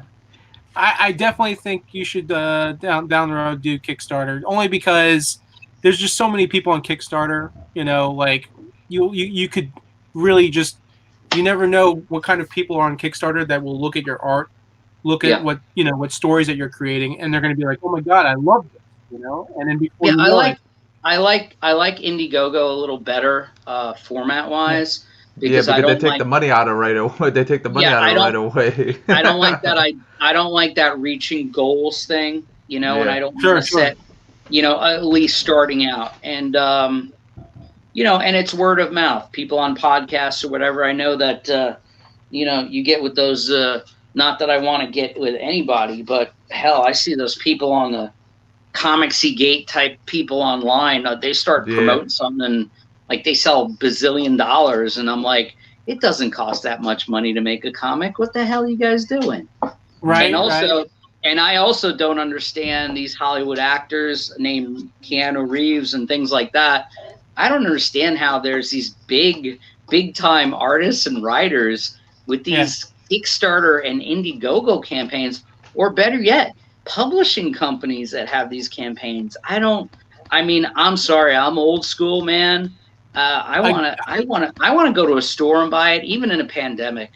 I just my biggest thrill is to go into a shop, or like when I send my stuff. You know, Jeff picked up my books in Tampa or St. Pete, and the thing was the biggest thrill is to see the book on the rack. I don't know. That's the weird thing is like my whole life I've been working in marketing. So I'm entrenched in the digital world all the time, but this comic book stuff, man, I like the tangible, in my hand shit, bag and board. And you know what? Instead of doing Indiegogo or whatever, I'm like, hey, just email me and PayPal me, and I'll send you it. You know, media mail package with whatever, and you know, and again, that's why I'm not leaps and bounds right now, but I'm doing it a year. I've been in it for a year. It's satisfying, but to me, it's about improving as an artist. I've always been a good writer, but the art thing is real hard because I've never done it before. And also when you're a beginning artist, everything you get is whatever you're looking at. So, I try and stick with the classics. I look at a lot of Burns and Perez and Bronze Age stuff when I'm drawing, even though it doesn't resemble story-wise of things like that. But and then I look at a lot of Image stuff, McFarlane and Capullo and Liefeld and stuff from the early '90s, because those things were fun to look at. They may not have been written well, but dynamic-wise, like even Larson, like Savage Dragon stuff, you look at some of that stuff and you see where the influences were, and the influences were they were reading a lot of 60s and 70s Marvel and DC stuff, and and even independent stuff, man. Love and Rockets and all the indie stuff, Dave Stevens type stuff, all this classic black and white and color stuff from the late 80s, early 90s. That's really cool stuff to me, and my whole thing is my aesthetic is punk rock on paper. I don't want to get too much into it. I want to really really knock stuff out. But long story short, I'm just having fun drawing and talking to folks like you guys. Yep. Always fun to have you on, man. Always fun. Yeah. I do want to add on that you were mentioning before, like the big companies doing Kickstarter. I know there's a lot of people out there that have mixed feelings about that. I'm probably one of the few people that I'm like, I think it's great. And the reason I think that is because it's a platform that, you know, regardless of size, whether you're the small guy or the big guy, it's a platform to advertise. It's a platform where you know, like imagine you walk into a building and you're like, all these people here like comic books. They do. Awesome. I have something that I want to put out there, and I hope that as many of these people as possible buy my comic book, you know. And so, and that's the thing too, is like, and I think one of the guys at Boom Studios even mentioned, like, listen, they're just doing the graphic novel on Kickstarter. The actual single issues will only be available to comic book stores. So they're actually trying to work with comic book stores and do the Kickstarter. But I think that they're just primarily using Kickstarter as an advertising tool, as a way to like let as many people as possible. Because to be honest, there's probably a lot of people on Kickstarter that probably don't even go into comic book stores, you know. Right. But they will buy comic books, and they're all on you know. my So show. it's like you have that audience that you can reach. But you know, it's the name of the game, man. You know, they want to build that audience. You want to go after the audience. If they're there, hey, check out what I got. Please buy it. Let's make money. You get a book that you'll enjoy. We make money. You know, I know it's discouraging for the little guys, because the little guys are like, well, you know, like, I want those people to buy my book, you know? And it's like, I totally get it, you know? It's like, well, the problem is Bleeding Cool and Comic and Entertainment Tonight and all those people, they're only doing stories on Keanu Reeves's Kickstarter and not necessarily, you know, Joe Schmo down the street. And Boom Studios has the money to spend money on Facebook and Instagram advertising with sponsored ads about that Kickstarter, whereas the normal Joe on the street doesn't have that. So that's the only you know, the disparaging thing I can say about that is that it's a catch-22, because to be honest with you, the Keanu Reeves stuff and the Boom Studios and all the publishers are doing it, they're driving traffic to Kickstarter, so hopefully small publishers can benefit from it. Mm-hmm. But the bad point is that they're taking money out of you know, projects that are by independent people, because, you know, let's face it, it's just like a comic book store. That Batman and Catwoman, or that King in Black, or that Thor, or any other title that's getting hyped, is taking money away from somebody else, because there's so many titles. And of course, that's the beauty of, you know, free market and the capitalism and all that stuff. Yeah. But at the same time, you know, understand, you know, quality is always going to be better than quantity. Mm-hmm. So, you know, I agree. And, you know, and I think it's erratic to walk with monsters. Yeah, to walk with monsters. I was trying to work it into some sort of thing. I know you were trying to do it. Anything these guys were holding up, I was trying to get into a sentence, but I just felt like helping out with the sentence by not speaking. My train fell off those tracks. Mine were never on to begin with. Yeah, man, because all that was is just us to like do it every week, and we just talk about whatever we want to talk about, and we end up on the topic. So I'm just gonna leave this format because it works. It works for us. So you get on a tangent, and like anything else, you hear about an artist you've never heard about before, and you dig in like an alligator, and you don't let go until you've gotten everything. Then you hear about something else, and squirrel. Let me go over in this direction. Right. It's tangents. That's comics for you. I should just make like a list of things that topics that make people feel uncomfortable, just to see Jeff, because I know like Jeff would have that look like he's like sweating bullets, like let's change the subject, you know, like I just like joking and playing with him, you know. There's in public. There's a comic called Sweating Bullets, right? Sweating Bullets. Yeah, man. It's written Just by Donny Cates. That sounds like a Brubaker comic, Sweating Bullets. Yeah, maybe, or Matt Fraction. Andy Diggle. Maybe it's Yeah. Matt Fraction book. Speaking of Matt Fraction, anybody pick up Adventure Man, I think it was called? Adventure Man. I have the first issue, but only because I think Andrew or Adam Hughes did a cover. Yeah, no, it was you're right, and it was done by the Dotson couple. Yes, I have. That's it. It's really good. I got it for the Dotsons. I had to read it like twice. It's like complicated. It's very clever. It's good.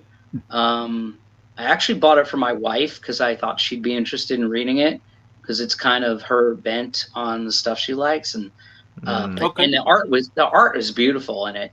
And speaking of old school artists, I always thought that they were really heavy. That couple, I thought they were really heavy into digital, but I follow them online on Instagram and stuff. They do everything old school, and the amount of detail in their work, like comic artists, they almost remind me of, as detailed and as gorgeous as Alex Ross is.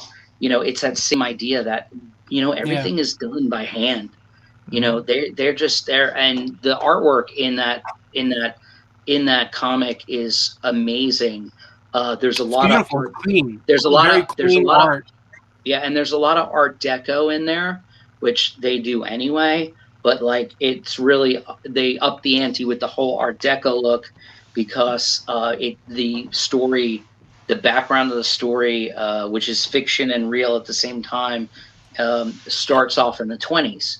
So it's that whole, Flapper era Art Deco looking Great Gatsby, setting anyway. But then it's transferred into modern, and man, the artwork is amazing, but it is so dense, and Fraction is so verbose in it that I had to read it like 2 or 3 times, like every issue, because I just was like, I know exactly what you mean, because I remember reading his Iron Man run, and I enjoyed the Iron Man run.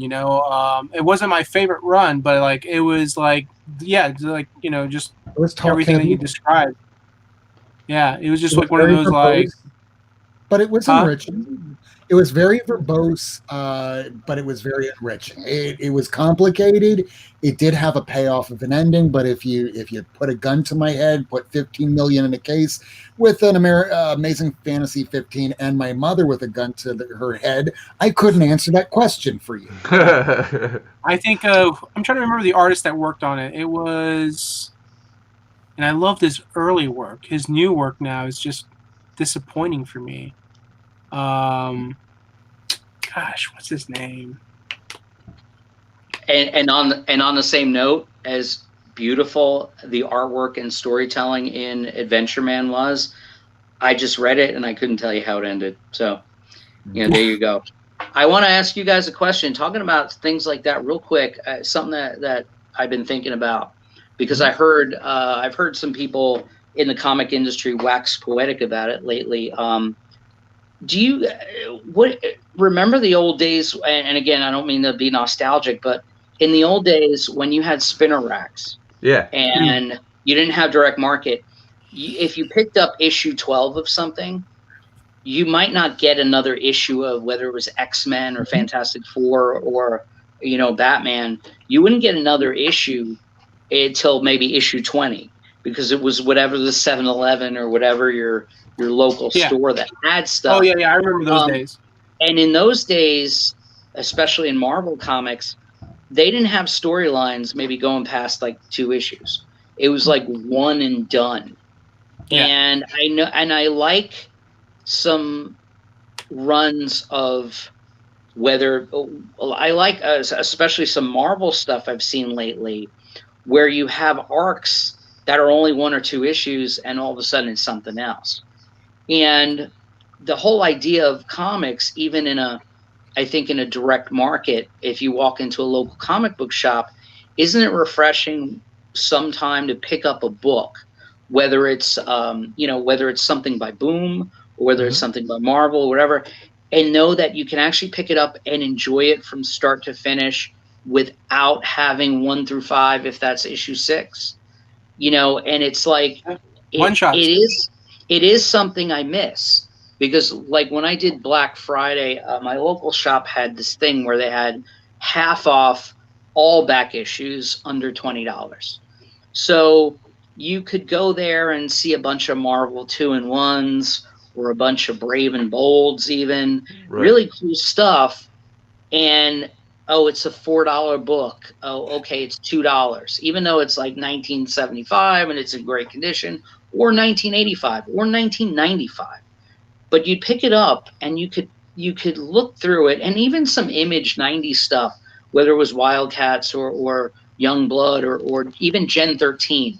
You'd pick up a comic, you could read it from page 1 to page 26 or 30 or however long the book was, 22, how length the story was, and you could like not ever pick up another book, another issue, and still enjoy it for the comic, the floppy, the single issue you picked up. And this whole idea that you need like 20 issues arc and death metal with 8 million tie-ins and all that, it seems like it's really hard on the consumer, on the reader. And I know it's like, how you like why you buy a car and the tires don't last forever, because the tire companies would never make money on you, and Goodyear would sell you tires that were $1,000 a piece, and you would never have to buy another tire again. It's the same thing with comics or any literature or movies or any kind of art, where, okay, if we could just sell you one and be done, then that's great. But again, isn't it? I just think it's hard for readers to jump in. Yeah. Like if they miss something. It's called manufactured obsolescence. There you go. It's like the light bulb. They have light bulbs that can exist for 80 years, but ain't no company going to make money on something that you can't replace for 80-something years. So they make it so that it will eventually break. Can they make it better? Sure, but it'll cost more. But if they cut those costs, you'll keep coming back and coming back and coming back. Like the bag of Doritos that you bought in the 1980s that was about this big and filled to the brim. Now that same bag is about this big and half full. Manufactured obsolescence brings you back. And comic book stories, for that matter, nothing but. We're in a constant state of limbo, and it's either something we have to accept or we move on to independent books like Oh My God. What's funny is even that, I have 6 issues. You're gonna have to read it. But now,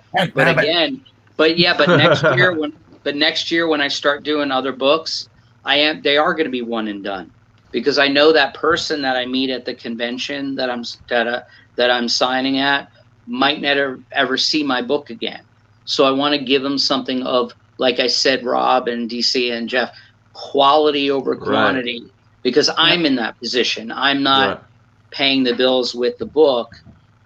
But again, it's like, and I know that comics, you want them to pick up other comics, but I just think as a reader, and I'm not even thinking as business or like that whole soap opera mentality. Oh, there's a cliffhanger at the end of issue 5, so I got to pick up issue 6. That is, of course, what drives all of our love of comic books. But at the same time, every now and then, I like those filler stories that have nothing to do with the continuity or whatever. And sometimes they're just fun. You can pick up. Character building. I'm sorry? And character building. Exactly. Sometimes we need that instead of constant battle after constant battle. Good example for those of us that have watched Dragon Ball Z. You're familiar with the constant struggle. There you go. It's every single episode, or rather every season, was we got to get stronger so we can beat the next biggest, baddest bad guy. It's the same formula. Whether it's Frieza, whether it's Cell, whether it's Majin Buu, it's always somebody stronger. We have to get stronger ourselves. We beat this person. Time to train again. We have somebody else that's stronger. Well, eventually, it's nice to have an episode where Goku and Vegeta are learning how to drive a car. It doesn't really advance the story, but it advanced the characters. I love those Jocko episodes, or the Mr. Satan thrown in filler episodes that kind of alleviate a little bit. So that's not all the life and death stuff. Right. But back to what you were saying before, like with the 6 issues and 5-issue arcs, and what's funny is, I remember like people, fans, They're writing and for these retailers. now. Yeah, That's what they're doing. Fans and They're retailers, doing right? the They were like, trades. they were like, oh man, digital is going to destroy comic books. It's going to destroy comic books. Mm-mm. But in reality, it's the graphic novel. The graphic novel is what's ultimately destroying the single issues, because from a publisher, you can say, listen, we'll sell all these single issues, right? We pay the artist, we pay the writer. They do the 6 issues. 6 issues are done. Great. Now what do? We're going to take those 6 issues. We're going to reprint them in a graphic novel. We're going to take those graphic novels, and we're going to also sell it to the comic book stores, and we're going to sell it to bookstores. Like, they probably sell more in graphic novels than they do the actual single issues. And No doubt. and those graphic novels, they higher profit margin for the companies, But because they've already paid. Go ahead. Yeah, they've already, they can keep. Look at Alan Moore. Look at Watchmen. How many times are they going to keep reprinting Watchmen? And they will still keep selling copies of Watchmen. So like, the sad thing is that, that's how the corporation sees it now. It's like, we need the graphic novel format. We're going to take these single issues and they will now become the graphic novel format, which is why, like, a lot of those one and done issues, like, I agree. Even just like reading older comics, like, you would get the whole story. Like, perfect example, the Marvel What Ifs, right? Each What If issue back in the day was a short story. That's it. You got your beginning, middle, and end, And if it was really good, it'd leave you hanging and be like, man, I hope they do another issue of this version of Punisher or this version of Spider-Man. Or the world has ended, or Manhattan's been leveled, because every end of every What If, everything was done, everything was destroyed, everything was gone. Or even like team up books, like the Brave and the Bold, like you see 2 characters teaming up in one story, and boom, that was it. It was all in that one issue. It was done. So like, I think there needs to be somewhere in the middle. Meet somewhere in the middle. Like, maybe instead of doing a 6-issue story arc, you can do a 4-issue story arc. And before the 4-issue story arc, you have a 1-shot. And then after it ends, you have a 1-shot. Just kind of like doing something fun, maybe. Like, kind of reverting back to that, maybe. Like, that'd be nice to see. I think you have the small end where it's the artist and the writer, which is very much on the personal level. Then you have the corporate level, which is never leave money on the table. So you need to have the individual issues. You need to have the trade paperbacks. You need to have them tying into movies and TV and dinner cups and fast food meals and backpacks. They need to tie everything together, because if there is money left on the table, they are going to be upset. So if you take away the floppies, there is money left on the table. They do not want money left on the table. So the floppies aren't going away anytime soon. Well, also floppies maintain the copyright on all the characters since whenever. So they can't make movies and they can't have rights if they don't publish something. If the floppies go away, the copyrights go away. Exactly. Well, I mean, they could just do original graphic novels. Yep. Because by now, Superman and Batman should be in the public domain. If they stop being published, hey, guess what? It's a free-for-all. But if you're Michael Fife, Michel Fife, it's really a free-for-all anyway. Yeah. What was the last thing that went into public domain? Like Sherlock Holmes? Last Holmes? major big thing that went into public domain. I can't think of it. But I think like public domain, like it's what Dracula, Wizard of Oz, Dracula. What is it? Universal Monsters. Yeah, the Universal Monsters, pretty much. Yeah, Think about them. But that's all stuff dating back to like what, the 30s and 40s. Yeah, but even the Universal Monsters, when they made those new movies, The Invisible Man, that came out last year or this year. and then even the Tom Cruise Mummy. Right. Those were the those were the reasons for that. They do movies, whether they're good or bad, every 10 years so Universal Studios can retain the rights Right. to those original stories. So yeah, like, but again, floppies are not going anywhere. It's just I would like to see. You brought up a great thing. The What If. They're making an animated Disney Plus What If show supposedly. Marvel should make that. And I'd be surprised that comic should come back, because not only was What If and you'll remember like books like Marvel Fanfare. Not only were those were like what that was Marvel having like a heavy metal magazine, whereas they were able to go outside continuity anytime they wanted in a one-off format or sometimes a 2-arc format, and then they introduced great new artists that no one had ever seen before, and also coupled teams together of artists and writers that they never saw before.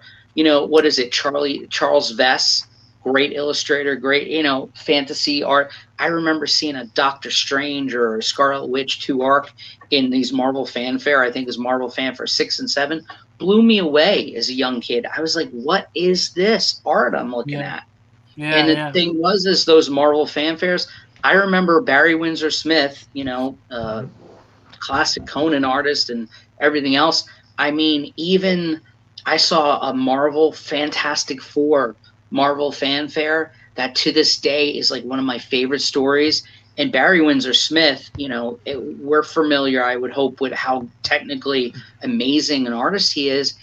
The whole story was about Johnny Storm pranking Ben Grimm in the Baxter Building one late night. And it was pranks and exploding cigars and all kinds of crazy stuff with Barry Windsor Smith doing it. And then I saw him do the Weapon X stuff after that, and Machine Man, where it's all these technical, amazing art, and he's just pretty much doing a prank story, and it was amazing. One of the best stories I've ever read in my life. And guess what? There was no life or death consequences, like we were talking about Dragon Ball. It was about them pulling pranks on each other in the Baxter Building. And to this day, in my head, I can see every panel of that, because it was so good, and the storytelling was so tight, because it was all in like 12 or 14 pages. It wasn't spread over. That thing we kept talking about today, especially Rob, you brought up a million times in our conversation about all these story arcs, even like we talked about Absolute Carnage, and we all read them, and we have no idea how they ended. Right. And what's worse is we don't care. Right. We just enjoyed them at the moment, and then they were gone. And there's nothing. That's like saying, oh, do you know how the first Star Wars ended? Like, even if we're not Star Wars fans and we casually, if any of us saw the first Star Wars film, A New Hope, just once, we all know, spoiler, the Death Star blew up and they put medals on, and Ben Kenobi got killed and faded into the wizard, the bear in the hair. Yeah, it was the wizard guy and two droids, which were Abbott and Costello, Laurel and Hardy. But the point is, we right. that shit forever, even just seeing it one time. Right. And there's some times where things are stretched out, and even in my own art, I know that if I came up with one quality 30, Epic Illustrated, exactly. If I came up with one 30-page story that defined my art, I think that would be more satisfying than having 20 issues of something. You know, and again, I'm going to make more money off 20 issues, but if, you have one great thing, man, I think, and artists, it's like, that old Johnny Cash, in the Walk the Line movie, when he's talking to, son producer, Phillips, and he says, well, what do you want me to sing? And he's like, hey, you sing it like if you just got hit by a bus. And it was the last thing you ever sang. That's what you want to give to the people. And of course, you can't hit it at home run every time. I got pages of my books that I'm like, this is shit. But then there's some pages where I'm like, if I died tomorrow, I'm glad I drew this. But, that one and done mentality, I think it's not great for money, but it is great for commerce. There's a million movies out there that they're talking about remakes, and I'm like, why? Why soil a almost perfect thing? And yeah, of course it's for money, Rob, but the thing is there's no heart. It's just for money. You know what? Art and commerce, I'm sorry, it shouldn't be level. It should be, there should be something else. But again, I live in a utopian fantasy world in my head. and speaking of, I need to go to sleep because I got to get up at 6 a.m. And I'm sorry I spoke so much, but I have to get up at 6. No, man, it's great to hear from you. But it was a pleasure. It was a pleasure talking to you guys. You guys made my night. Thank you. You're welcome. Oh, thank you. See you later, Anthony. You made ours. Yep. Well, we're about to call it anyways. We'll get into 2 hours and I'll call it. Okay. Yeah. Pressure. Nah, man, no pressure. But it was fun. It was fun to have Anthony on. So. Yeah. I might hit him up about getting the original art for his Vinderella character. I might actually hit him up about that. Nice. Just wait until he does get on to Kickstarter and the Indiegogos and goes, oh, wow, I could have actually been making money all this time. Yeah. Because absolutely. I mean, again, like you use Kickstarter or Indiegogo, and there's just this following of people. Like you never know. Like that's one of the great things about social media, and that's one of the great things about the internet, is like the countless people that you kind of encounter and you meet, and then you become friends with, even though you've never physically hung out with them, you've never been within 5 or 10 feet of them. Like this. But you can exactly, yeah. I mean, you and me, like we know each other because you shopped at my store, and then from there we became friends on Facebook as well, and then we kept in touch. Right. And that's another thing about social media, is being able to just keep in touch with people that, back in the day, if the internet didn't exist, you probably, like Jeff, like when I got rid of my store, if I got rid of my store back then, and social media didn't exist, I probably would never have seen you again, unless maybe it was a comic book convention and we ran into each other. Hey, you're that guy. Like, hey, I remember you. Yeah. But what I've noticed, at least for the people that Miracle Man's the guy on our show that usually gets the guests, and he knows these people on Indiegogo. He knows them from Kickstarter, and mostly gets from interacting on Twitter. And he brings these people onto the show, and I don't know who almost anybody is, I'll be honest. And I get to talking. One of the questions I always ask is, so what are you reading? What do you collect? And there are many of them that don't read any comics at all. They just know that it's an outlet in which to tell a story, where it might be optioned as a property. I keep hearing the term IP. Some people are wanting to tell a long form. Some are just want a one and done. Some want a one shot so that you can hopefully get a job doing something else. Many have different reasons for why they want to make it. But the one thing that they have in common is that each and every one of them hit their goal fairly easily just by talking to people on the Twitters, on the Facebooks, on the Instagram, on YouTube. Like marketing. Like these two were Indiegogos here, or Kickstarters. So all it is. Granted, those are like big name people.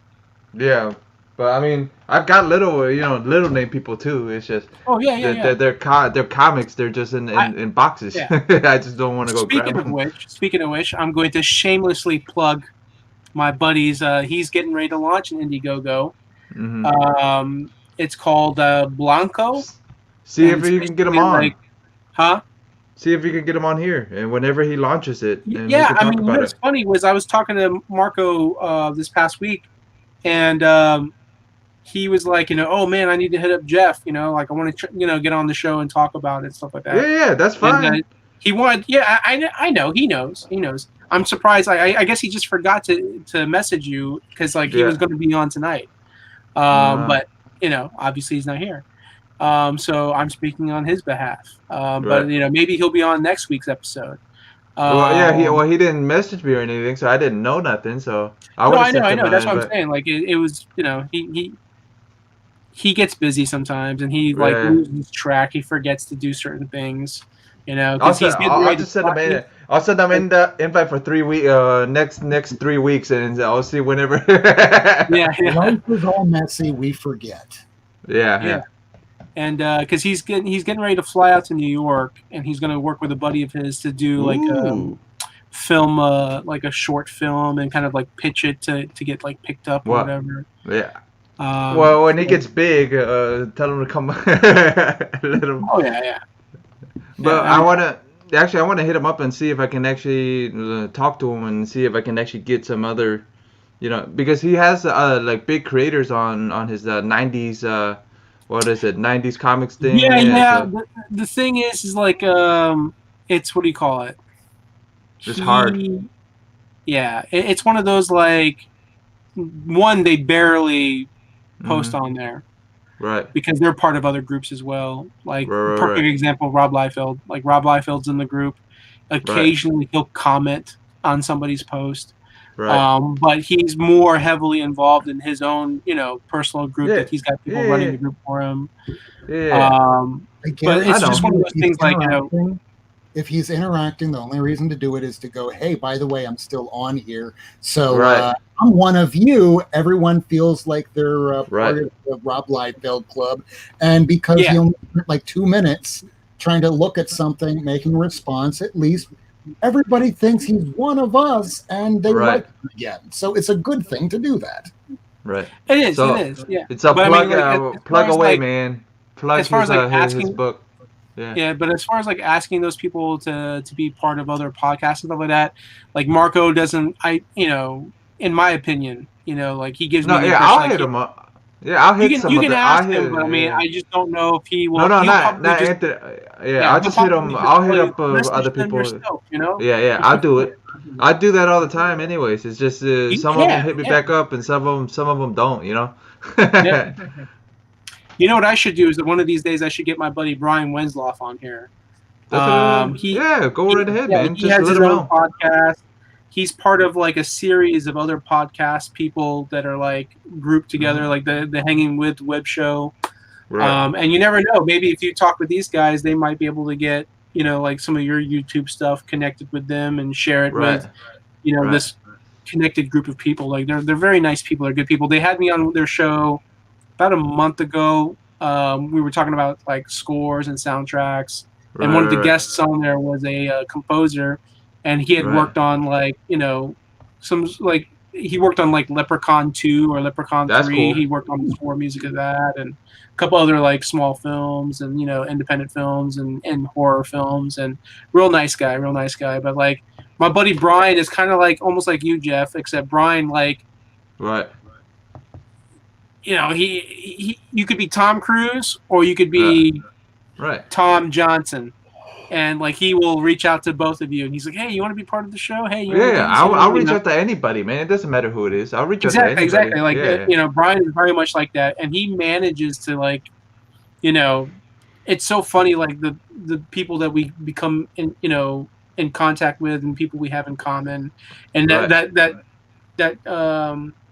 those type of people that we have in common continues to just grow and grow and grow. Right. He ends up becoming friends with people who are friends with people that I'm friends with, and then before you know it, we're all friends, and it just this pool just keeps growing and growing and growing. Right. We're all nerds that like nearly the same stuff. Not Not exactly, but nearly the same stuff. Oh, I got a shout out to William C. Rollis for Salvador LaRocca was the name of the artist. That was the guy. You nailed it. Yeah. I loved Salvador LaRocca's art in the 90s. And then somewhere into like the mid 2000s and up, he changed up his style to be more of a realistic style. And I was bored with it, Like it's beautiful art. It's still beautiful art, but at the same time, it's like it just wasn't like what he was doing in the 90s, which I really loved. And but yeah, shout out to him. shout out to everyone that's been Yeah, commenting on here. Sorry. Yeah. Oh, the Magnus Robot Fighter comics. To answer your question, I haven't checked out any Magnus Robot Fighter comics in a while.